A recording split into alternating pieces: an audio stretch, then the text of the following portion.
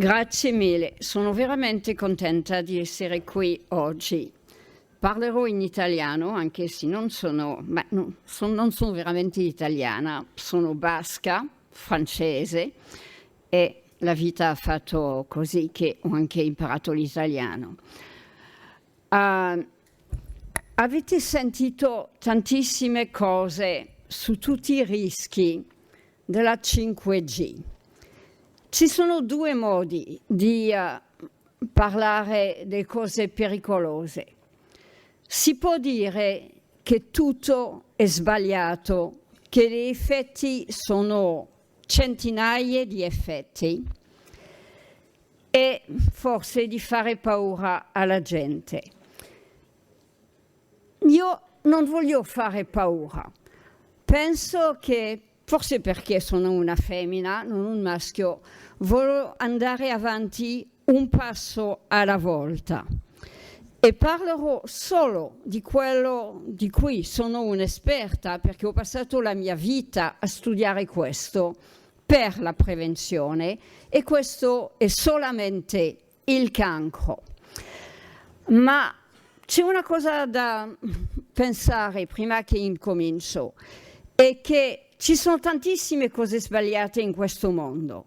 La 5G, i campi elettromagnetici, è una cosa, ma non è l'unica, unfortunatamente. Ci sono anche problemi con i pesticidi, con tante sostanze chimiche, con tutto questo. E il vero problema è che siamo esposti a tantissime cose che sono sbagliate e dobbiamo provare di fare qualcosa per tutte queste cose senza un'ossessione legata a solo una cosa. Non ho nessun conflitto di interesse. Non sono stata pagata per venire qui, mi hanno pagato il viaggio e sono molto felice di essere qui perché amo l'Italia, amo Roma, che è una bellissima città. Poi l'ultima volta che sono venuta a Roma era con mia figlia, allora per me è molto piacevole di essere qui e perché penso che ci sono dei messaggi da far passare. Chi sono è già stato detto. Sono solo una, come si direbbe Macron, una niente, un rien. Sono solo un medico e ho passato la mia vita a cercare di fare qualcosa per evitare alcuni casi di cancro nel mondo. Anche se ho 3 diplomi di Harvard e conosci la gente, almeno in alcuni paesi, ascolta un po' quello che dico, non basta. Sono solo anche una mamma, adesso una nonna, e voglio proteggere tutti i bambini nel mondo. E per fare questo si deve fare scienza che è seria, dire solo le cose da quali siamo sicuri. Ma quando sappiamo qualcosa dobbiamo parlare. È per questo che sono venuta. All'inizio ho lavorato come tutti sul tabacco, sull'alcol, sulla dieta, su tutte queste cose che ognuno di noi può cambiare a casa sua. Ma ho visto in 30 anni raddoppiare il numero di casi del cancro nel mondo. E una parte, certo, è perché la popolazione è più grande, perché la popolazione è più vecchia, ma gli epidemiologici non sono completamente stupidi e sanno correggere per questo. E se si prende il caso del cancro fra i bambini non sono più vecchi di prima, e parlo specialmente su questo, che è una cosa importante.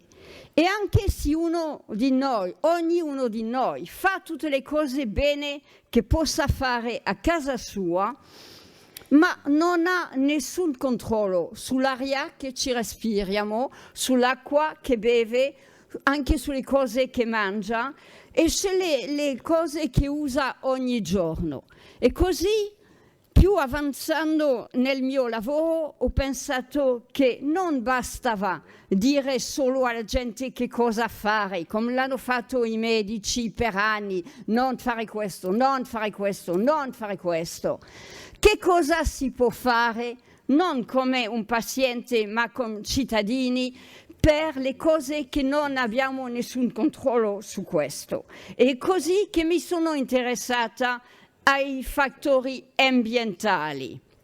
Questa è una vecchia slide, 2007, perché è vero che da tanto tempo che un po' di gente si preoccupa di questo senza essere ascoltato, come l'ha detto 10 volte e di più Olli Johansson, e sono d'accordo per alcune cose con lui.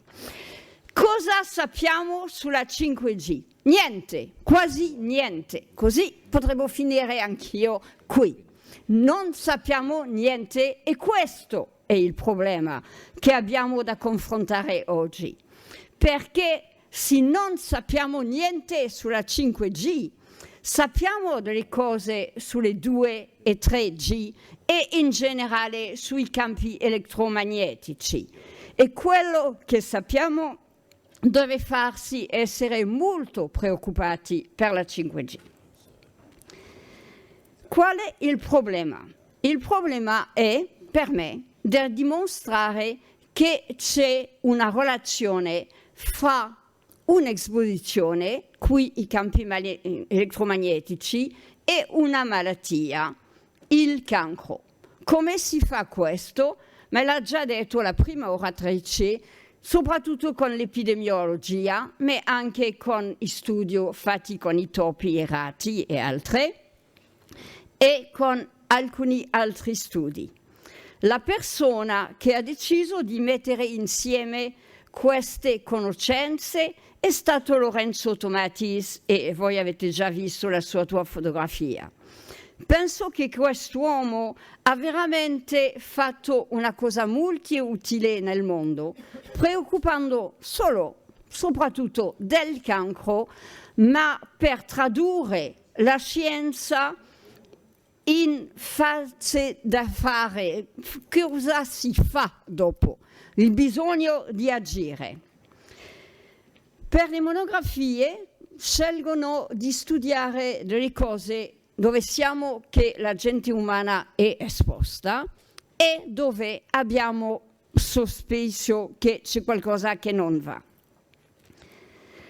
Si lavora una monografia, il risultato di almeno 2 anni di lavoro, questo è da pensare.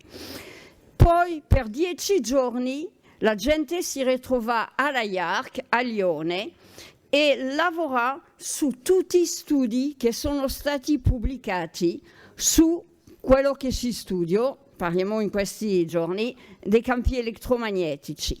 Così sono esperti che di preferenza sono indipendenti, ma questo diventa sempre più difficile di essere sicuri che la gente è indipendente, e guarda quello che ci sia.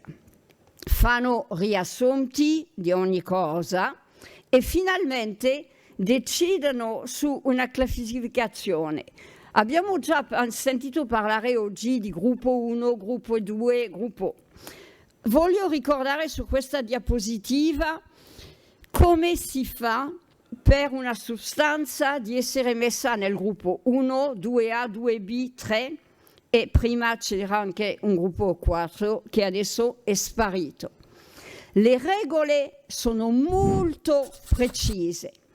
Se volete sapere tutto, dovete leggere il preamble delle monografie che è in linea in francese e in inglese sul sito della IARC, e non si decide per caso di mettere una sostanza in un gruppo o nell'altro.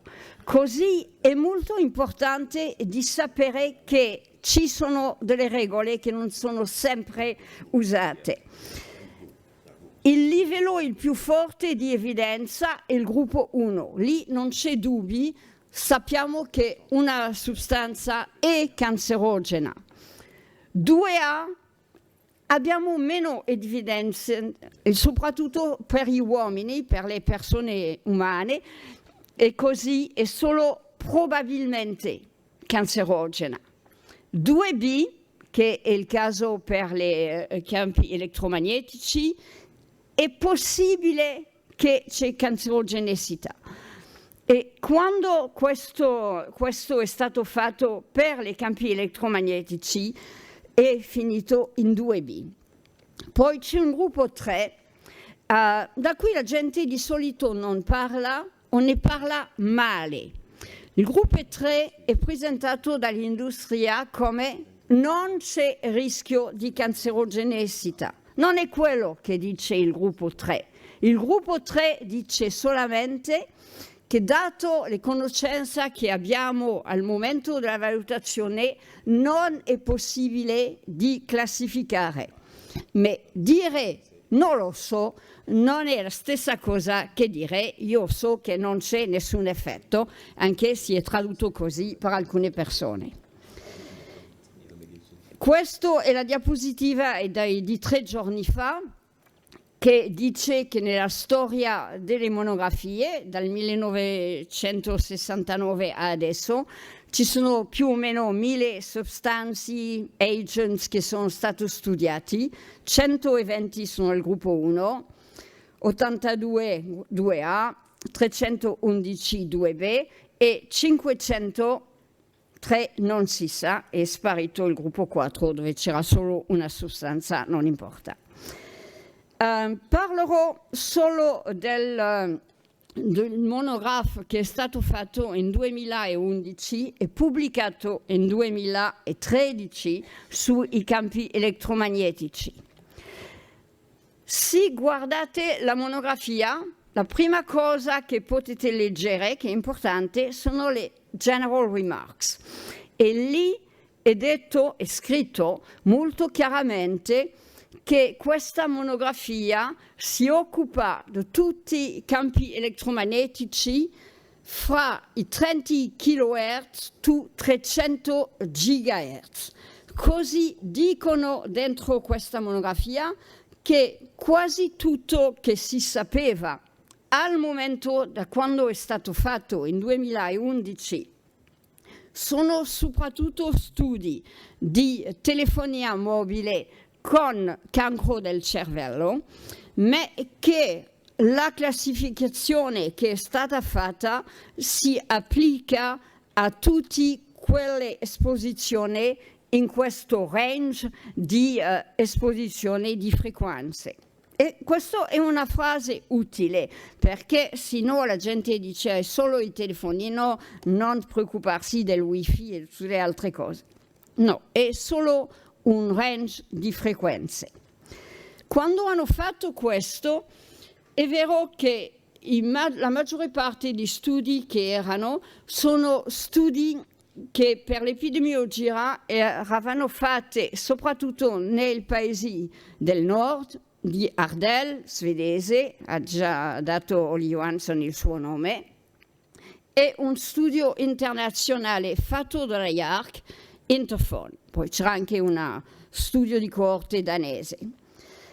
E per gli studi di esperimenti fra i topi, cavim e ratti e tutto questo, ma c'erano studi, alcuni che trovano un rischio, altri no, e così non si sapeva bene. Parlerò solo dell'epidemiologia perché soprattutto è il mio campo. E parlerò di 2 studi per questa epoca, poi altri dopo, ma solo per i bimbi dopo.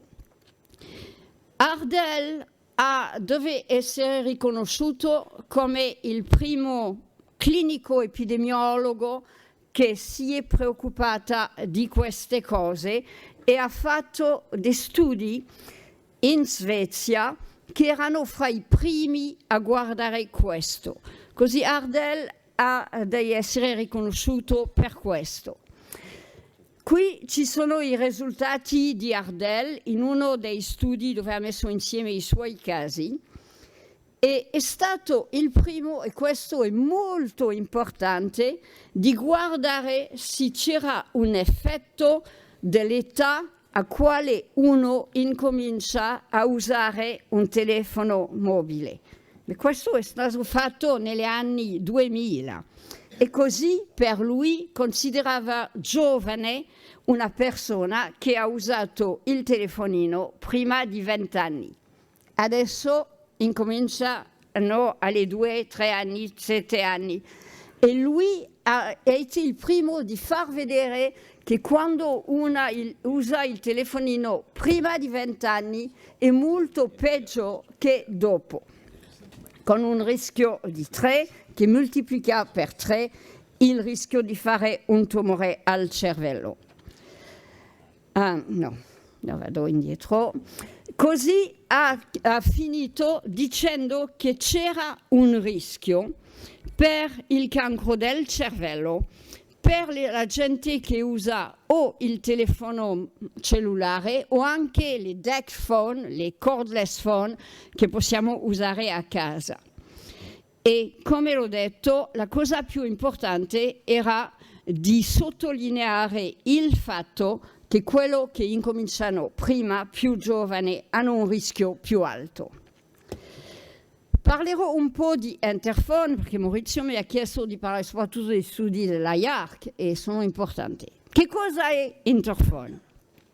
Interphone è un grande studio internazionale che è stato fatto in 14 paesi, che ha incominciato alla fine degli anni 90 e per vedere se l'uso del cellulare dà un rischio di cancro del cervello.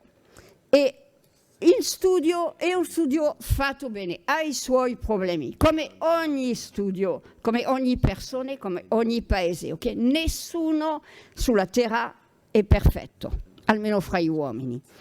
Così ci sono un po' di problemi con Interphone come con le altre cose, ma è stato fatto bene e penso che anche se ha dei problemi dice qualcosa. Fra i paesi che hanno partecipato a questo studio c'è anche l'Italia, e perché questo che ho sottolineato l'Italia. Questo studio ha costato più o meno 20 milioni di dollari, ma ha anche avuto una parte di questi soldi che venivano dall'industria della telefonia. E questo forse è un problema. Dicono no, che conflitti di interesse sono limitati. Ma comunque vuole dire che la gente della telefonia che ha dato dei soldi sapeva e ha seguito tutto quello che succedeva dentro questo studio.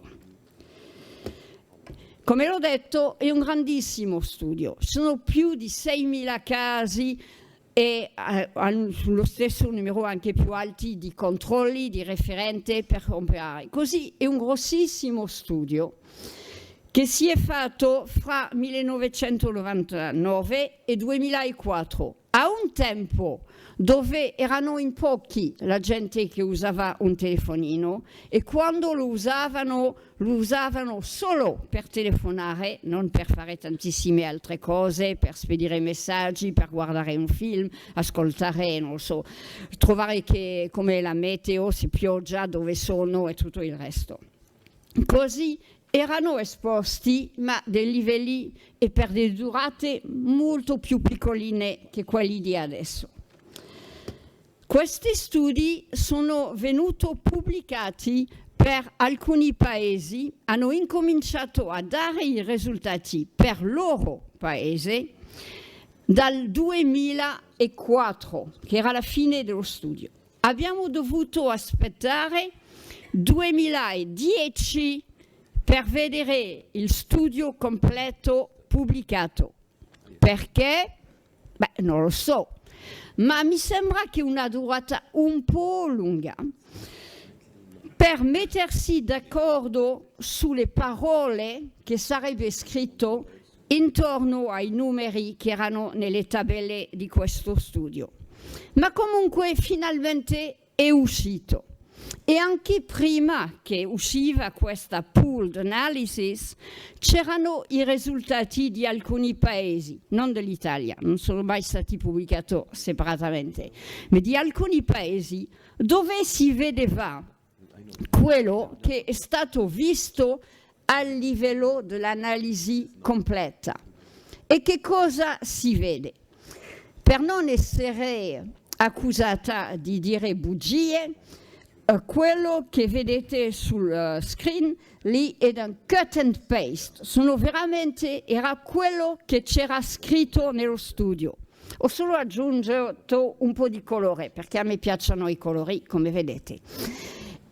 E per dire che in questo studio, se uno guarda solamente hai mai utilizzato un telefonino verso di no, non c'è nessun effetto, che mi sembra normale. Quello che era stato considerato come un uso regolare del telefonino era di dare almeno una chiamata per settimana per 6 mesi. Così era un altro mondo, ok? Ma non prendere in giro questa definizione, perché alla fine degli anni 90 era il caso. Poi c'erano poca gente che aveva un telefonino. Così hanno fatto quello che potevano fare con la situazione come esisteva.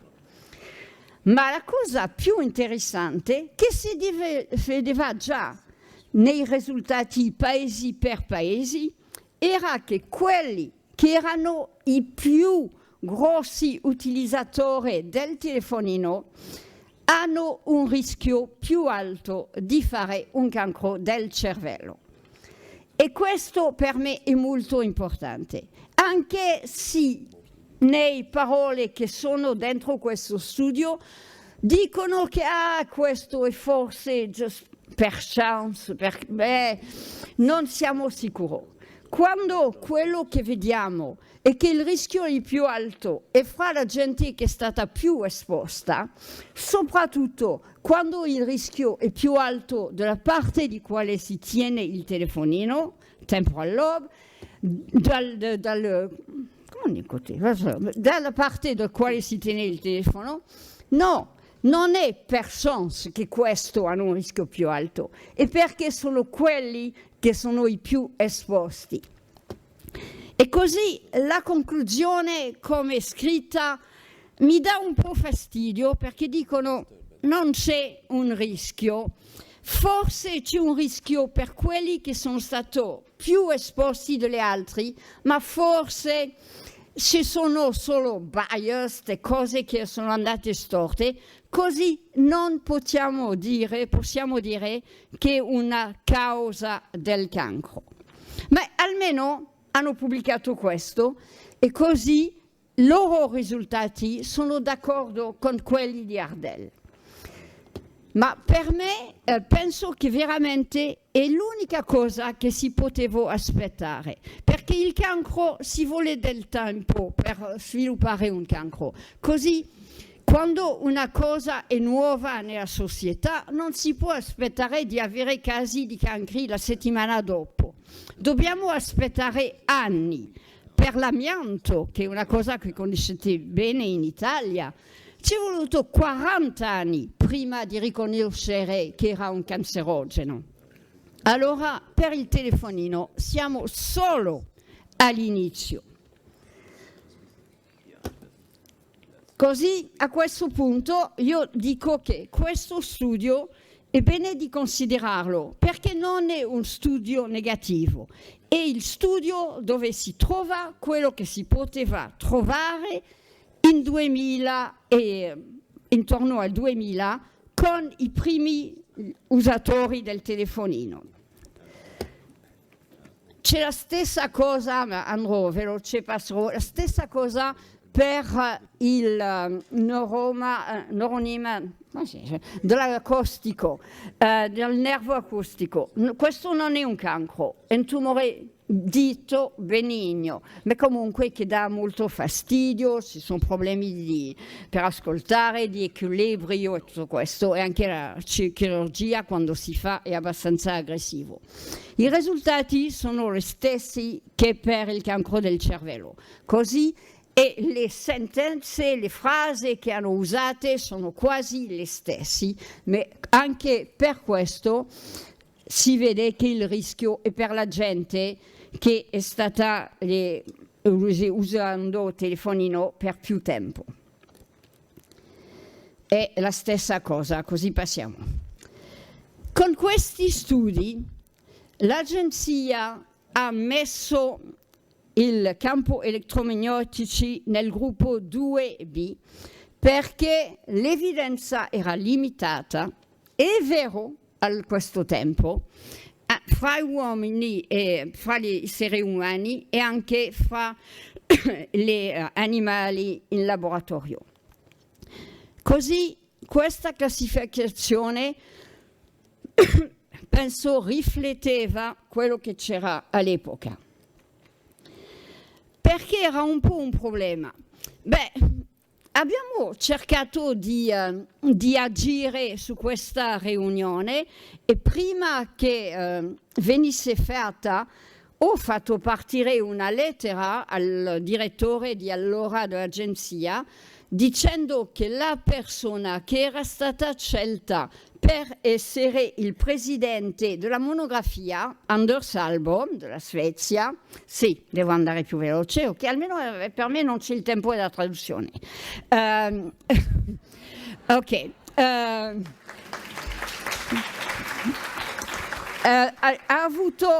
Era uno che aveva chiari conflitti di interesse e così l'abbiamo tolto di là, ma comunque è rimasto qualcosa. Allora parlerò dei bambini, perché i bambini è il nostro futuro. Noi vecchi non abbiamo più nessuna importanza. Il cancro fra i bambini, e qui c'è la dottoressa Gentilini che ne ha parlato un po', è una cosa che ci preoccupa tantissimo, perché c'è sempre più cancro fra i bambini che prima, dagli ultimi 30 anni, e in particolare sembra di essere la situazione molto preoccupante in Italia. Così penso che sarebbe utile di cercare di capire per quale cosa questi bambini fanno più cancri oggi che 30 anni fa. Perché non è un regalo per un bimbo di avere un cancro, ok? L'IARC ha classificato due cose come 2B, i campi elettromagnetici in 2011, ma anche prima, in 2001, pubblicato in 2002, le linee di alta tensione per l'elettricità e per questa extremely low frequency fields era basato sui casi di leucemia fra i bimbi, così è importante. Ok, questa è una diapositiva che si vede dappertutto di Om Gandhi che fa vedere una cosa che è semplice da capire, che se un bambino usa un telefonino è esposto su una parte molto più grande del suo cervello che un adulto e questo non può fare bene. Parlerò rapidamente di due studi che si adressano veramente al caso dei cancri del cervello fra i bimbi e adolescenti. Il primo è stato cefalo e voglio far vedere la cosa più importante, sono tutti i dati che sono lì sotto. Questo studio è venuto accettato per pubblicazione il 7 di giugno 2011. E quando è finita la monografia della IARC? Fino a maggio 2011, con un press communicate il 30 maggio di 11. Così questo studio è uscito neanche una settimana dopo è stato accettato per pubblicazione. Quando succede questa cosa per le altre monografie e che la IARC sa che c'è un studio importante che sta per uscire, di solito la IARC contatta le riviste per dire andate un po' più veloce, c'è bisogno di avere questo. Le tre nomi che sono sottolineati lì erano persone che erano dentro la monografia, uno come esperto, Rösli dall'Austria, e due come segretariat perché lavorano alla IARC, Schulz e Poulsen. Questa gente sapeva che questo studio esisteva ma non c'è neanche una parola su questo studio della monografia, perché non era ancora pubblicato, così non era nemmeno guardato. Perché mi preoccupo questo? Perché perché è un studio caso controllo, come era Interphone, ma per la gente fra l'età di 7 anni e 19. È stato fatto in 4 paesi, Danimarca, Norvegia, Svezia e Svizzera, con fondi che sono misti, non danno nessuna precisione. E questi sono i risultati come sono pubblicati, dove dicono che non c'è un rischio di tumore del cervello, anche se l'odds ratio, che è una stima del rischio relativo, è più grande di 1, che vuol dire che è più alto, ma il studio era troppo piccolino per i risultati di essere statistically significant. Questa è la nuova religione. Non importa, non dirò che hanno fermato questo studio prima che essere abbastanza grande perché i risultati sarebbero statistically significant, ma comunque questo studio a me mi dà veramente fastidio perché è scritto in parole molto chiare che veramente questo studio dimostra che non c'è nessun effetto dell'uso del telefonino. Ma se invece di leggere le parole uno sta guardando i risultati che sono dentro le tavole, ci sono 116 rischi relativi, 97 sono più grandi di 1, 7 sono anche statistically significant, che vuol dire che c'è un rischio per alcune categorie. C'è un rischio che è di 2 per i bambini che hanno avuto per più tempo un abbonamento nel loro nome, che devono essere quelli che usano di più il telefonino. Così questo studio, che è sempre detto negativo, non è negativo per niente. Per me è non lo so che cosa sarebbe successo se questo studio avete fatto parte della monografia. Ma penso che alcune persone forse si sarebbero preoccupate di questi risultati. E il peggio è da venire. Il peggio può essere, di solito odio di usare il peggio, il migliore, perché ci sono tantissime cose che non vanno bene e non mi piace fare questa gradazione. Ma comunque, che cosa è Moby Kids? E mi fermerò con questo. Moby Kids è il cancro del cervello fra l'età di 10 e 24 anni, bambini, adolescenti e giovani adulti. È stato fatta in 14 paesi, incluso l'Italia. È un studio, il protocollo è fatto bene, hanno fatto tanti studi per verificare le cose, è fatto bene. Dato che questo studio è stato pagato in parte, in grande parte, dalla Commissione europea, hanno dovuto spedire il 13 di gennaio 2017 un final report, perché hanno avuto i soldi, il studio è finito alla fine di 2015, dovevano dire qualcosa, che cosa hanno fatto con questi 20 milioni, 25 milioni, non lo so, una cosa importante. E allora dicono tutto, descrivono lo studio, dicono quello che hanno fatto. E per i risultati, non avevo niente da dire. Dicono, le parole esatte sono lì, ma dicono più o meno che questo studio è molto importante, che guardare il rischio di cancro per i bambini è serio, che la gente sarà interessata per questi risultati. Allora che il loro dovere è di non dire niente prima che ci sia una pubblicazione scientifica. Sono d'accordo, c'è bisogno di una pubblicazione scientifica. E poi quando ci sarà la pubblicazione scientifica, lì si potrà parlare alla gente che sarà interessante per questi risultati, per dire quello che succede. Ok, è da 2 anni che vado in giro, non così tanto che Johansson, ma un po', per dire che è un problema perché non abbiamo questi risultati. Sono diventata ossessionata, mi dice la gente, con Moby Kids. Forse, me lo sono veramente. Adesso quasi 3 anni sono passati e non abbiamo questi risultati. E alla differenza di Interphone non abbiamo nemmeno i risultati di paesi uno per uno, perché forse si potrebbe vedere qualcosa, come abbiamo fatto per Interphone. Lì non c'è niente e non ne posso più di aspettare questi risultati, perché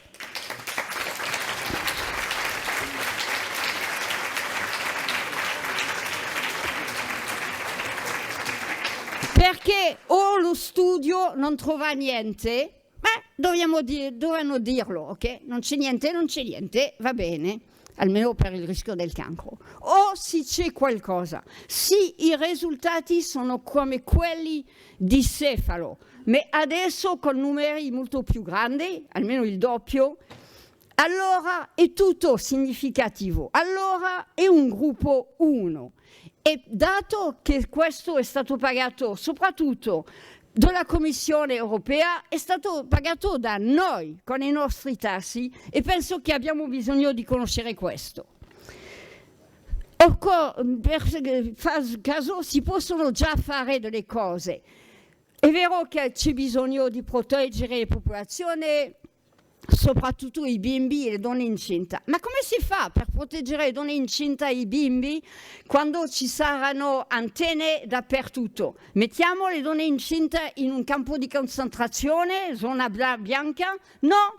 Allora se uno ha veramente la voglia di proteggere la popolazione, c'è bisogno di proteggere tutti e per questo abbiamo bisogno di agire e sono contentissima di essere qui oggi e di aver ascoltato quella donna franca che ha detto quello che possono fare quelle che sono elette a livello locale, perché penso veramente che questi politici a livello delle piccole città, in grandi città è molto più complicato la cosa, hanno voglia di proteggere la popolazione, ma non hanno i mezzi per proteggerla.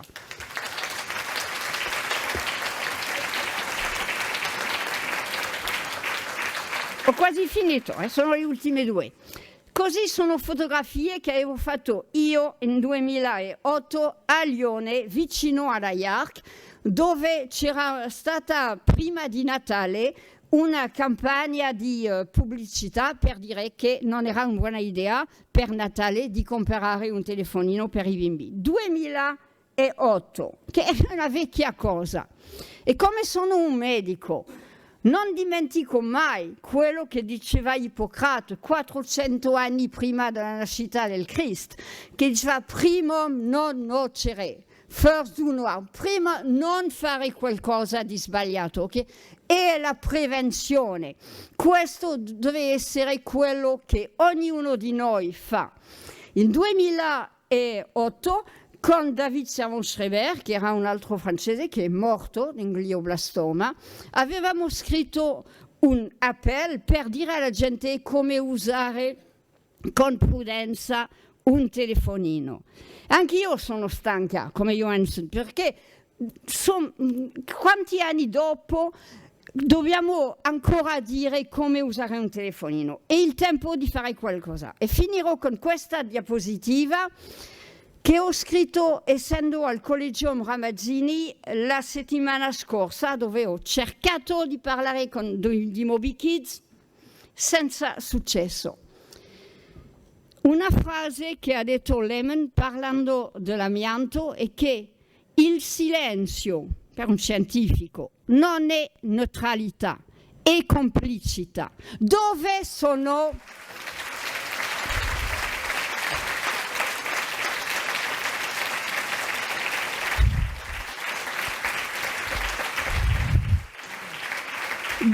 sono i scientifici, gli epidemiologi italiani? Ne conosco un grande numero. C'è un epidemiologo in questa sala? No. Voi avete epidemiologi che sono bravi, ok? Perché non c'è più nessuno che parla di questo problema? Questo non lo capisco, veramente non lo capisco.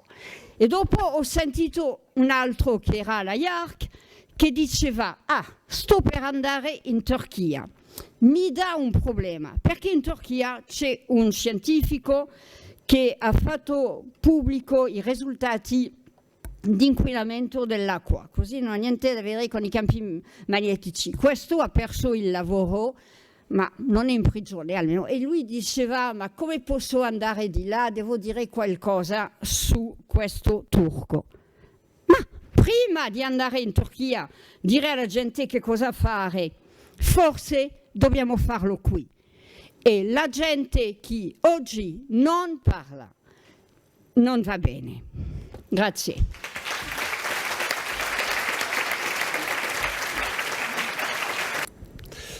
Donc je voulais remercier très chaleureusement et vous dire que ce sera la première fois que je vais avoir la possibilité de parler du PhoneGate directement en Italie.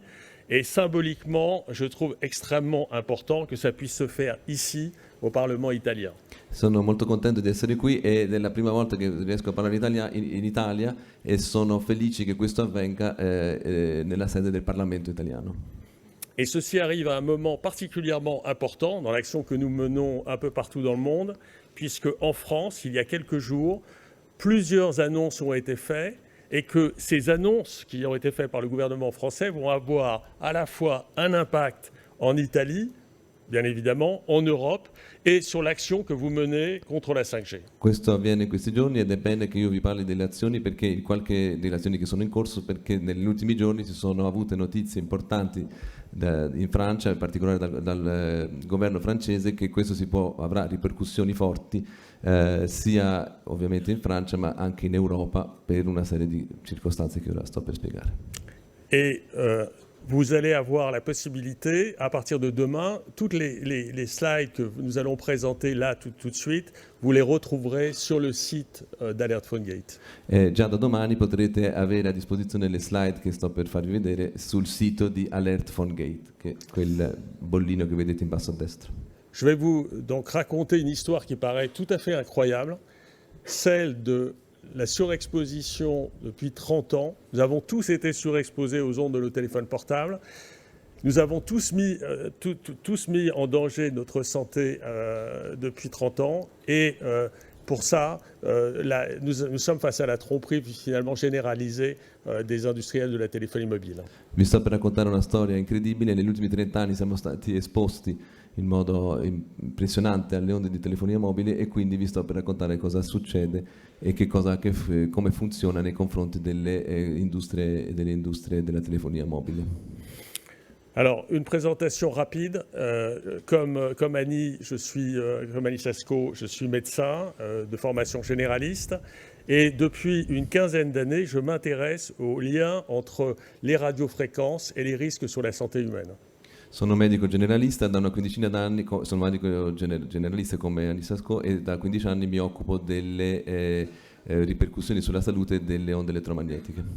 Et il y a maintenant un peu plus de 3 ans, en juillet 2016, je lisais tout simplement un rapport de l'ANSES et je suis devenu un peu malgré moi le lanceur de l'alerte sur le scandale du PhoneGate. Nel luglio del 2016 leggevo un rapporto dell'ANSES, l'agenzia della salute. Agence nationale de la santé. Sì, l'Agenzia Nazionale della Salute e da quel momento sono diventato, senza averlo desiderato prima, chi lancia l'allerta per quanto riguarda l'esposizione dei telefonini.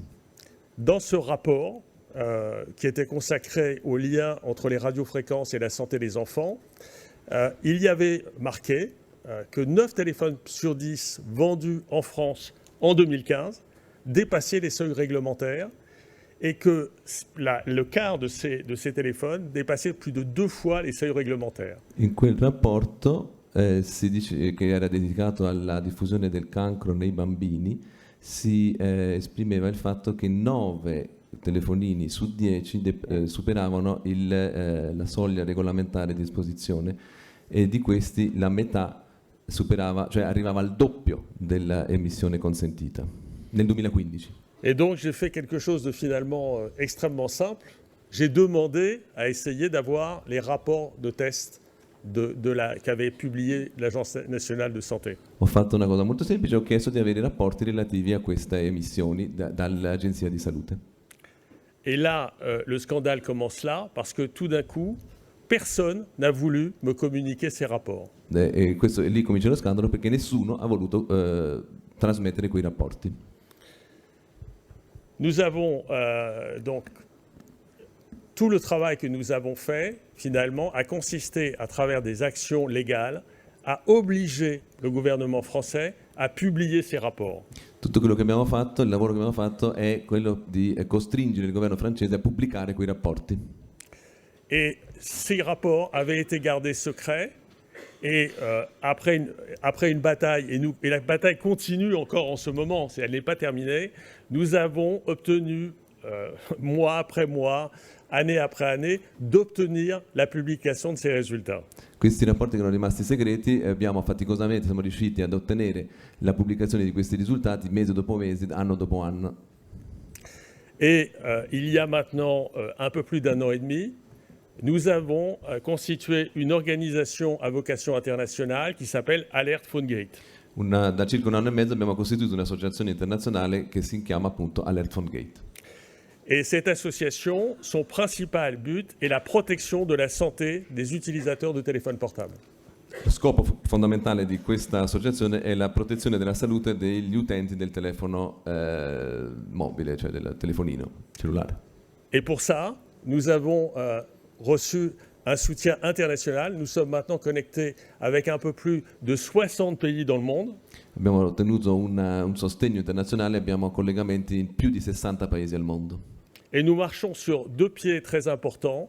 Le premier, un comité scientifique, et nous avons la chance ici d'avoir et le docteur Anis Sasko et le professeur Ole Johansson, qui sont tous les deux membres du conseil scientifique. E questa azione cammina su due gambe, una di queste è il comitato scientifico di cui fa parte sia la dottoressa Sasko sia il dottor Johansson.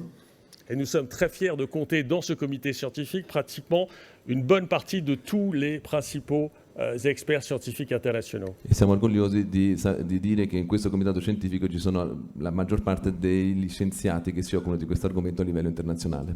Et sur le deuxième pied, pour bien tenir debout, nous avons constitué ce que nous appelons un consortium international d'avocats. E l'altra gamba è costituita da un consorzio internazionale di avvocati. Et vous allez voir pourquoi, parce que dans l'explication, vous allez comprendre que les avocats vont jouer un rôle très très important dans le scandale du PhoneGate. Nella spiegazione vi capirete quanto è importante il ruolo degli avvocati in questa lotta. Alors, ici, en Italie, vous avez déjà entendu parler du scandale du PhoneGate. In Italia avete già sentito parlare dello scandalo PhoneGate. Il y a eu une couverture internationale dans les plus grands supports.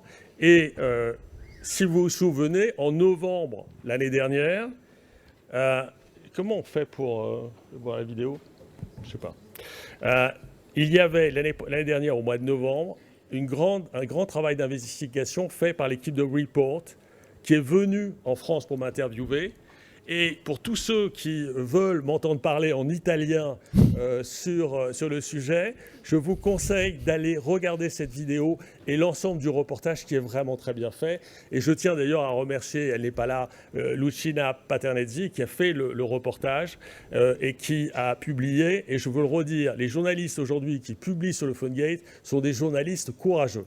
E dunque c'è una copertura mediatica importante, perciò conoscete forse già il PhoneGate. Nel novembre 2018 c'è stata l'equipe di Report che mi ha intervistato e una puntata del novembre scorso, e c'era il video che sarebbe potuto partire ma non l'ha trovato, ci sono i giornalisti che ne parlano. Bisogna ringraziare questi giornalisti e sottolineare che sono persone coraggiose che non si tirano indietro. Parce qu'il ne vous a pas échappé que la plupart des médias aujourd'hui, et c'est le cas nous en France, appartiennent aux industriels de la téléphonie mobile Non vi sfugge che la gran parte, succede sicuramente in Francia, la gran parte dei mezzi di comunicazione di massa sono di proprietà delle aziende produttrici di telefoni mobili.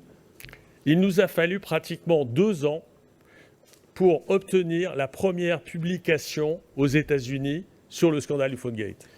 Ci sono voluti 2 anni per avere la prima pubblicazione sullo scandalo PhoneGate negli Stati Uniti. Et là, vous voyez l'investigation qui a été faite dans le grand journal, le Chicago Tribune. E si vede quello che è successo nel Chicago Tribune, una grande inchiesta. Et je tiens à remercier ici personnellement le journaliste Sam Rowe qui a écrit cet article, parce que Sam, il est prix Pulitzer, il est 4 fois nommé au Pulitzer, et il a mis 18 mois entre le moment où vous voyez là le mail qu'il m'a envoyé il y a 18 mois, et il a mis près de 18 mois pour pouvoir écrire cet article. Voglio ringraziare pubblicamente Sam Rowe, che è stato premio Pulitzer, è stato 4 volte nominato al premio Pulitzer, anche perché per poter pubblicare questo articolo ci ha messo 18 mesi dal momento in cui si è messo in contatto con me, diciamo, con Marc Arasi, e il momento della pubblicazione dell'articolo, il che denota uno sforzo notevole. Juste une information pour vous dire que le PhoneGate est entré dans le Wikipédia français et que bientôt il sera dans tous les Wikipédias du monde. PhoneGate è entrato nel Wikipedia francese e presto sarà in tutti i Wikipedia del mondo. Donc, en simplifié, le PhoneGate, ce sera, selon mon opinion, plus de 10 fois le scandale du Dieselgate. Secondo me il PhoneGate sarà almeno 10 volte più grosso del Dieselgate. Pourquoi? Parce que tous les industriels sont concernés, pas comme dans l'automobile où certains constructeurs automobiles n'étaient pas concernés. Là, ce sont tous les industriels et ce sont plus de 5 milliards, c'est-à-dire nous tous, puisque nous utilisons tous des téléphones portables, ce sont nous tous qui avons été directement impactés par cette surexposition. Perché? Perché a differenza di quel che avviene con le automobili, in cui alcune aziende erano coinvolte e non altre, qui saranno coinvolte tutte le aziende produttrici di apparecchiature mobili, e ovviamente riguarda la quasi totalità dell'umanità. Et quand on lance un scandale, et bien évidemment, vous êtes toujours dans le doute, et vous vous posez des questions, vous dites est-ce que j'ai raison, est-ce que j'ai tort? Mais à un moment donné, ce qui est très important, c'est que là, il y a une semaine, l'Agence nationale de santé vient de nous donner publiquement raison. C'est-à-dire l'Agence française de santé et d'environnement vient de sortir un nouveau rapport qu'on a demandé et obtenu, qui vient nous donner raison. Et 3 ou 4 jours après, c'est le gouvernement français qui lance les premières recommandations au niveau français et au niveau européen. E quello che è interessante è perché quando ci si lancia uno scandalo si ha sempre il dubbio se si ha ragione o se sono cose fuori dalla realtà, e invece in questo caso da alcuni giorni fa, 4 giorni fa, l'Agenzia per la Salute ci ha dato ragione, e adesso anche il governo francese ha dato ragione a quanto abbiamo detto, proprio emettendo delle raccomandazioni sull'uso del telefonino. Et pour bien comprendre ce qui se passe, on va simplifier, on va dire le monde, il est réparti en deux parties. La première utilise les normes de l'ICNIRP et la seconde les normes de la FCC. Per semplificare dobbiamo parlare che il mondo è diviso in due metà, una si basa sulle normative ICNIRP, l'altra sulle normative FCC, Federal Commission. Fine delle slide. I'm very good. Yeah, I want to point. Well, if you can do this, or I don't know. Sorry. No. Yeah, it's okay. Okay. No, it's okay. I will. Yeah, that's it. So sorry for that. Désolé pour ça. On a donc le monde en deux parties. Donc, vous voyez, les États-Unis, le Canada, l'Iran, l'Inde utilisent les normes FCC depuis 1996. Gli Stati Uniti, il Canada, l'Iran e altri paesi utilizzano le norme FCC dal 1996. Et puis la France, l'Italie, l'Europe et 150 pays dans le monde utilisent les normes, ce qu'on appelle de l'ICNIRP. la Francia, l'Italia e altri 150 paesi utilizzano le norme ICNIRP, Et je vais le vous faire, linee guida ICNIRP. et je vais vous faire une confidence incroyable. Un Européen, aujourd'hui, est 3 fois plus exposé qu'un Américain. Una confidenza incredibile, un europeo oggi è esposto 3 volte più di uno statunitense. Donc, quand on parle de scandale, ce qui est très important, c'est de vous dire, vous allez me dire, oui, mais c'est quoi vos preuves? Alors, j'ai amené ça, j'ai amené ceci. Nous avons 570 rapports de tests faits par notre agence nationale française. Nous avons obtenu leur publication et ces tests ont été faits par des laboratoires agréés au niveau européen par la directive européenne. Dice quali sono le prove, dove stanno le cose, e questo sta in questo rapporto di 570 pagine dell'ANSES che sono stati realizzati da laboratori riconosciuti a livello europeo. Et bien évidemment, ces preuves, elles sont utilisées en ce moment au niveau légal en France, mais nous pensons qu'elles peuvent être utilisées partout en Europe. Queste prove possono essere utilizzate anche a livello legale in Francia, ma pensiamo che possano essere utilizzate ovunque in Europa. Et donc, nous avons obtenu, alors je vais passer peut-être un peu plus vite, voilà, je vais venir là. Voilà, synthétiquement, quelques résultats de ces tests. Sinteticamente là, con i risultati del test. Vous avez le nom du fabricant, vous avez la distance à laquelle le fabricant mesurait entre 2012 et 2016, c'est-à-dire entre 15 et 25 mm de la peau, c'est-à-dire en lévitation. Et là, vous voyez, par exemple, pour le Polaroid, que dans la notice, il y avait marqué que le DAS était de 1,05. Et en fait, quand notre agence a mesuré, parce qu'elle a fait ça, elle a mesuré à 0 mm, et vous vous rendez compte qu'on passe directement de 1 à 7,42, c'est-à-dire près de 7 fois, quand le téléphone est utilisé, comme quand vous l'avez à la main ou dans votre poche. Quindi nella colonna centrale si vede il SAR, tasso di assorbimento specifico, misurato dall'azienda produttrice a una distanza da 15 a 25 mm dal corpo, e sulla colonna di destra il tasso di assorbimento specifico misurato dall'Agenzia Nazionale, ovviamente a contatto col corpo, che è come viene abitualmente usato.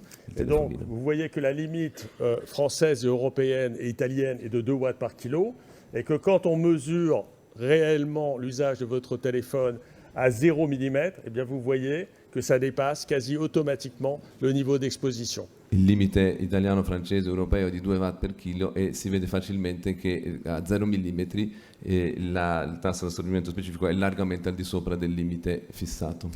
Et donc, je vous parlais du journaliste Sam Rowe aux États-Unis. Alors lui, qu'est-ce qu'il a fait? Il a dit, je vais aller tester les téléphones les plus populaires aux États-Unis. Sam Rowe ha fatto un esperimento sui telefoni più diffusi negli Stati Uniti. Et qu'est-ce qu'il a fait? Il a été acheter des téléphones, comme vous pourriez acheter un téléphone dans un magasin, et il l'a donné à un laboratoire agréé de la FCC. Ha comprato i telefoni appunto più diffusi e li ha fatti studiare da un laboratorio riconosciuto dalla FCC, della Federal Commission. Et vous n'allez pas le croire, eh bien, par exemple, quand il a pris 4 iPhone 7 différents, quando ha preso 4 iPhone 7 diversi, pas un seul n'était déjà, ne correspondait à la norme. Ils étaient tous supérieurs à la norme. Comme vous voyez ici, la norme aux États-Unis est 1,6, et vous voyez ici les iPhone 7, ils étaient à pratiquement 2,5 au lieu de 1,003. Tutti al di fuori del limite degli iPhone 7. Mais ce qui est le plus important, c'est que quand tout d'un coup, vous faites une mesure de distance de 3 mm, vous voyez, vous passez de 5 mm, lui il n'a pas fait 0, il a fait de 5 à 2 mm, c'est-à-dire comme quand vous l'avez par exemple dans la poche de pantalon. Fate una misurazione a 5,2 mm come quando si ha nella tasca dei pantaloni. Et là, vous voyez pour l'iPhone 7, vous passez de 2,5 et vous passez pratiquement à 7,5, c'est-à-dire plus de 3 fois la Con valeur, da 5 a 2 mm più che Giusto. triplica il valore, avec 3 mm de différence. con una differenza di 3 Et ça, mm. j'imagine que personne ne le savait. E questo probabilmente nessuno lo sapeva. Et c'est la même chose en pire pour le Samsung S8. Vous voyez S9, excusez, le Galaxy S9. Non, S8. Ici, vous voyez que vous passez à plus de 8,22 watts par kilo pour une norme à 1,6 quand vous faites une différence de 5 à 2 mm. Alors vous imaginez si c'est 0, vous arrivez ici, là, voyez? Quindi è facile immaginare sulla base di questi grafici cosa avviene quando la distanza è di 0 mm, vista la crescita dai 5 ai 2 mm di distanza. Et c'est pas tout, parce que, comme vous le voyez, ici, on a mis, pour être de manière très conservateur, on a utilisé un facteur de 2. Il faut savoir que tous les indicateurs qui ont été mis en place l'ont été pour minimiser le niveau réel d'exposition des personnes. C'è un fattore di 2 perché è stato fatto in modo che sia minimizzato l'esposizione delle persone. Ici, vous avez par exemple la valeur retranscrite de la valeur 1 gramme. Ici, vous avez la valeur pour 10 grammes, puisqu'en Europe, nous utilisons une exposition sur 10 grammes de tissu. In Europa si utilizza un'esposizione su 10 grammi di tessuto Et Stati aux Uniti. États-Unis sur 1 gramme. e invece si utilizza su 1 grammo e il valore è il doppio. Et le professeur Om Gandhi vient de sortir un article important, un article scientifique dans la revue IEE qui explique que finalement, c'est plutôt 3 qu'il faut utiliser. Donc, vous voyez que l'exposition par rapport, par exemple, toujours avec le Polaroid, c'est pas 7,42 que nous avons, mais pratiquement 21 watts par kilo, c'est-à-dire 10 fois la valeur de norme européenne. Secondo il professor O.M. Gandhi, che ha appena pubblicato uno studio sulla rivista IEE, il fattore di correzione non dovrebbe essere 2 ma 3, quindi il risultato per esempio per il primo caso che si vedeva è di 21 watt per chilo, quindi 10 volte, almeno 10 volte più del limite fissato in Europa. Et ce n'est pas fini, parce que finalement, nous sommes devant une question d'exposition. On a utilisé 6 minutes de temps. Vous qui êtes tous utilisateurs de téléphone portable, qui utilise son téléphone uniquement 6 minutes par jour? Si utilizza questa cosa su una base di 6 minuti di utilizzo. Chi, utilizzando il telefono cellulare, lo utilizza soltanto per 6 minuti al giorno. Et la situation, comme vous l'ont dit les collègues, est encore plus compliquée pour les enfants parce que la pénétration est plus importante. Ovviamente la questione è molto più grave per i bambini perché la penetrazione è molto maggiore per quanto riguarda i bambini.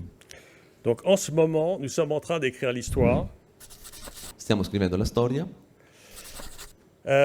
Donc, nous venons d'obtenir, il y a quelques jours, du gouvernement, enfin d'abord, la sortie du rapport de l'agence qu'on attendait depuis pratiquement 2 ans. Et qu'est-ce que dit ce rapport? Il dit que maintenant, on doit tester les téléphones portables à 0 mm de distance. C'est-à-dire plus de différence de mesure. Abbiamo ottenuto questo rapporto dopo 2 anni di attesa e che cosa dice questo rapporto? Che bisogna misurare l'emissione di questi telefonini a distanza di 0 mm e non più 5 come prima.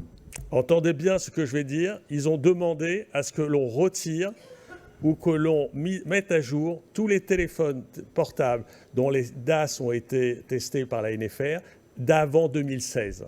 Ascoltate bene, questo per dire, è stato chiesto di ritirare tutti i telefoni cellulari in cui SAR è stato indicato prima, di prima del 2016. Et de ne plus garder vos téléphones au contact du corps. E di non avere mai il telefono al contatto col corpo. Et dans ce rapport, il y a une chose qui paraît vraiment invraisemblable et C'è una cosa che sembra inverosimile. que je veux quand même citer. Il n'y a eu aucune étude faite sur l'homme sur des valeurs de DAS supérieures à 2 watts par kilo. Ils n'ont trouvé aucune étude faite sur l'homme, alors que nous voyons que nous avons tous été exposés à des niveaux de 20, 30, 40 watts par kilo de manière aiguë et chronique. Sembra inverosimile, ma non c'è nessuno studio sull'uomo per quanto riguarda esposizioni superiori ai 2 watt per chilo. Et donc, l'autorité publique a fait un communiqué il y a quelques jours L'autorità pubblica ha fatto un comunicato qualche giorno fa pour demander à la Commission européenne donc, de changer la façon dont on mesure les tests de téléphone portable. Questa richiesta dell'autorità pubblica chiede alla Commissione europea di modificare le regole di studio delle emissioni dei telefoni portatili, dei telefoni cellulari, D'augmenter les contrôles en France. aumentare i controlli in Francia. Et nous allons et vont organiser la première réunion avec l'ensemble des fabricants de téléphones portables. E sarà organizzata la prima riunione con tutti quanti i fabbricanti di telefoni cellulari. Alors tout ça, ce sont des informations effectivement très satisfaisantes, mais qui aujourd'hui ne sont pas suffisantes pour nous. Sono molto soddisfacenti queste informazioni, ma non sono sufficienti per noi. Sono soddisfacenti, ma non sufficienti per noi. Ce que vous devez aussi savoir, c'est qu'en France, nous avons déjà retiré des centaines de milliers de téléphones portables. C'est-à-dire que nous avons 18 modèles qui ont été soit retirés, soit mis à jour en quelques mois. E quello che bisogna sapere è che sono stati ritirati centinaia di migliaia di telefoni portatili, perché sono 18 modelli che sono stati o ritirati o aggiornati nell'arco di pochi mesi. En avril 2018, vous avez le Happy 30 de Orange. Il y a 100 000 téléphones qui ont été retirés avec un échange gratuit. On a redonné un téléphone plus sûr aux personnes. E in aprile 2018 sono stati ritirati 100.000 telefoni di questo modello e che sono stati sostituiti con apparecchi più sicuri. Et nous avons aussi commencé à interdire certains téléphones par arrêté ministériel. E siamo riusciti a far proibire alcuni telefoni con decreto ministeriale. Et là, vous avez la liste des téléphones qui ont été mis à jour. E questi sono i telefoni, la lista dei telefoni aggiornati. Et maintenant, parce que nous, en juin 2018, avec Annie Sasco, dans un appel à Paris avec le professeur Devra Davis, nous avons lancé un appel pour retirer les téléphones d'avant 2016. Nel giugno 2018 abbiamo fatto un appello con la professoressa Sasco e la professoressa Devra Davis per ritirare i telefoni precedenti al 2016. Et donc, comme vous l'avez entendu, nous avons obtenu gain de cause.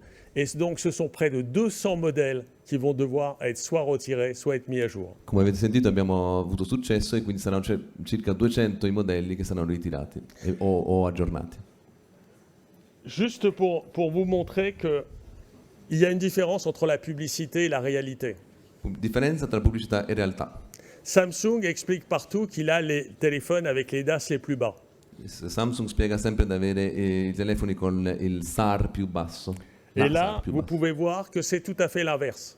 E invece è esattamente il contrario. Pratiquement tous les téléphones de Samsung, mais c'est aussi le cas de tous les autres.